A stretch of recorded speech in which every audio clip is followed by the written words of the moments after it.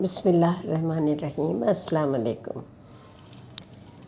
لاکھوں کروڑوں درود و سلام نبی پاک صلی اللہ علیہ وسلم کے یہ مبارک مہینہ ربیع الاول کا نبی پاک صلی اللہ علیہ وسلم رحمۃ للعالمین کے لیے منسوب ہے۔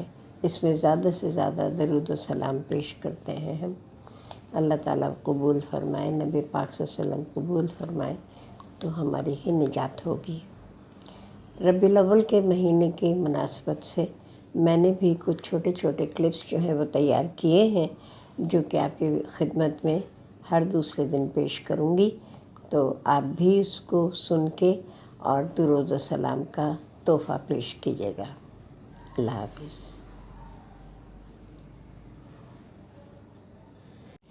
بسم اللہ الرحمن الرحیم۔ اللہم صلی علی محمد و آل محمد۔ نبی پاک صلی اللہ علیہ وسلم نے مہمان اور ہمسائے پہ کا خیال، خدمت، تواضع پہ بہت زور دیا ہے۔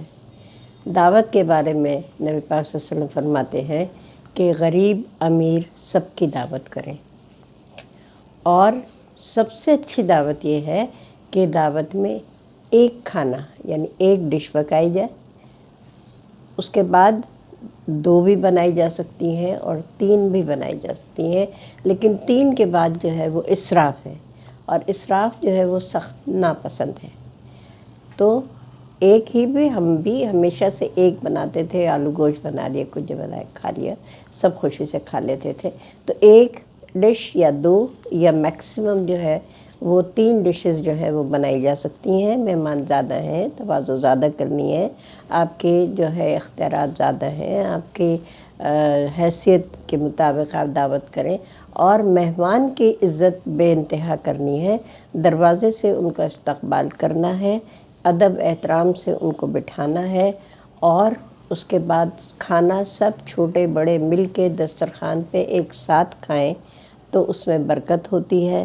سب سے پہلے یہ خیال کریں کہ مہمان جو ہے وہ شروع کرے کھانا، اس کے بعد میں پھر وہ باقی لوگ جو ہے وہ کھانا کھائیں، اور میزبان جب تک کھانے سے ہاتھ نہ اٹھائے جب تک کہ مہمان کھانا اپنا ختم نہ کر لیں، ورنہ یہ ہوگا کہ مہمان یہ سمجھے گا کہ شاید میں زیادہ کھا رہا ہوں۔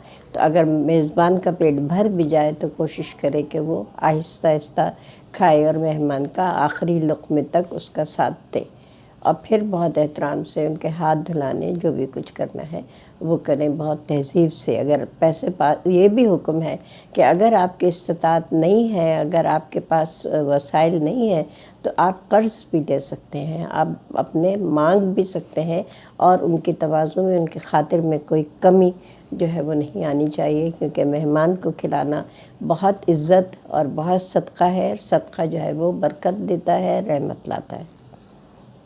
تو آئیے ہم سب یہ کریں کہ ہم سب دعوت کریں ایک دوسرے کی اور کھلائیں۔